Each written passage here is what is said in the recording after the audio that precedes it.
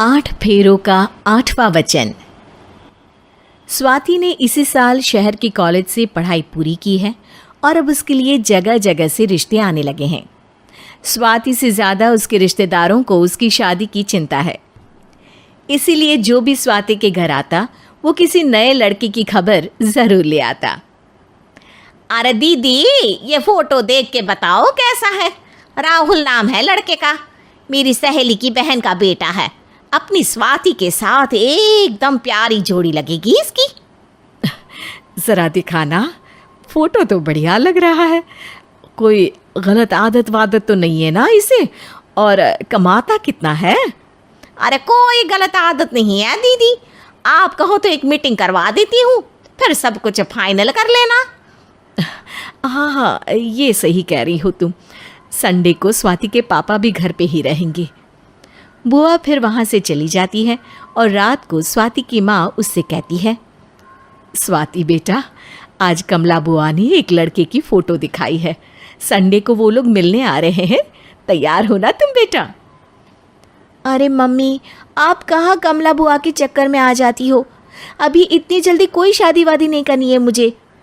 अरे बेटा, अच्छा लड़का है, बुआ जानती है उसे अच्छे से। हाँ स्वाति बेटा, एक बार मिल तो लो, बाद में देखेंगे आगे क्या करना है। वैसे तो कमला रिश्ता लाई है तो मना करने का तो कोई सवाल ही नहीं उठता। संडे की सुबह होती है और कमला बुआ राहुल और उसके मम्मी पापा को लेकर स्वाति के घर आती है। अरे आइए आइए भाभी, इसे अपना ही घर समझिए। इनसे मिलिए, ये मेरे भैया और ये मेरी भाभी हैं। नमस्ते भाभी जी, ये है हमारा लड़का राहुल, सरकारी नौकरी की तैयारी कर रहा है ये। वैसे आपकी बेटी कहाँ है? अरे स्वाति बेटा, बाहर आ जाओ। वैसे कितनी पढ़ाई की है स्वाति ने? जी, पोस्ट ग्रेजुएट है हमारी बेटी साइंस में। ये सब तो ठीक है, पर घर संभालना जानती है या नहीं? हमें कौन सी इससे नौकरी करवानी है, नौकरी तो मेरा बेटा करेगा ही। पर मैंने इतनी पढ़ाई की है और आप चाहती हैं कि मैं घर पर ही बैठी रहूं? अरे स्वाति बेटा, ये बड़ों की बात में तुम कहाँ बोल पड़ी? हम सब देख लेंगे क्या करना है क्या नहीं। हम तो इसी बात पर विश्वास करते हैं कि घर के लड़कियां घर में ही रहे तो ज़्यादा अच्छा रहता है। वरना भाई साहब, आप तो आजकल के हाल जानते ही हैं, कितनी घटनाएं होने लगी हैं औरतों के खिलाफ। स्वाति बेटा, रसोई का काम तो पूरा जानती हो ना? शादी के बाद तुम्हें ही संभालना है वो सब। अरे बहुत अच्छा खाना बनाती है ये, आप सब लोग इसकी तारीफ करते नहीं थकेंगे। लो भाई, हो गई मीटिंग, अब शादी की तारीख फाइनल कर लेते हैं, क्यों भैया? भाई, हम तो पंडित जी से चर्चा करने के बाद ही तारीख फाइनल करेंगे। सालों से हम उनकी बातें मानते हुए आ रहे हैं। लड़के वाले और कमला बुआ की बातें सुनकर स्वाति एकदम नाराज हो जाती है और उसे लगने लगता है कि शादी के बाद उसे घर पर ही बैठना पड़ेगा। लेकिन घर वालों के आगे उसकी एक नहीं चलती और उसे शादी के लिए हाँ कहना पड़ता है। शादी का दिन आ जाता है और सब मंडप में जमा होते हैं। अब फेरों का समय हो गया है, अब कन्या अपने वर से 7 वचन मांगेगी। आप किसी धार्मिक आयोजन में जाएं तो मुझे भी ले जाएंगे। आप मेरे माता पिता का भी बराबरी से सम्मान करेंगे, हमेशा मेरा साथ निभाएंगे। आपको दोनों परिवार की जिम्मेदारियां बखूबी निभानी होगी। हर ज़रूरी बात में मेरी भी राय लेंगे। आप सभी गलत आदतों से दूर रहेंगे। आप मेरे अलावा किसी और औरत से कोई गलत संबंध नहीं बांधेंगे। ये 7 वचन पूरे हुए, वर क्या तुम्हें ये सारे वचन मंजूर है?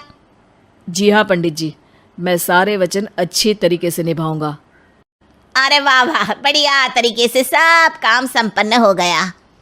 तो इसी के साथ विवाह संपन्न हुआ और आज से ये दोनों पति पत्नी हुए। 1 मिनट पंडित जी, अभी एक वचन लेना बाकी है। अब कौन सा वचन है बेटा? मैं अब हमेशा के लिए किसी दूसरे घर में जाने वाली हूँ, तो पति के अलावा मैं अपने सास ससुर से भी एक वचन लेना चाहूँगी। अब कहो बेटी। मैं ये चाहती हूँ कि मुझ पर किसी बात की कोई पाबंदी नहीं लगाई जाएगी। मुझे सब कुछ करने की आज़ादी होगी और मैं भी विश्वास दिलाती हूँ कि मैं एक अच्छी बहू बन के दिखाऊंगी। स्वाति की बात सुनकर उसके सास ससुर एकदम चौंक जाते हैं और कुछ बोल नहीं पाते कि उतने में कमला बुआ बोल पड़ती है। अरे बेटा, ये भी कोई कहने की बात है? रानी बन के रहोगी तुम तो। वचन देने से पहले सोच लीजिए, क्योंकि शास्त्रों में वचन ना निभाने वालों के लिए नरक से भी बदतर सजा लिखी है। स्वाति की चालाकी से वहाँ मौजूद सब लोग प्रभावित हो जाते हैं और लोगों में बदनामी ना हो जाए, इस कारण स्वाति के सास ससुर को उसे वचन देना पड़ता है। और कैसी अपशकुन वाली बातें कर रहे हैं आप पंडित जी? हमें मंजूर है बेटा तुम्हारी शर्त। स्वाति अपनी समझदारी से अपनी बात अपने ससुराल वालों से मनवा लेती है और खुशी खुशी राहुल से शादी कर लेती है। अब से हर शादी में मैं खुद 8 वचन दिलवाऊंगा। ओम मंगलम मंगलम मंगलम।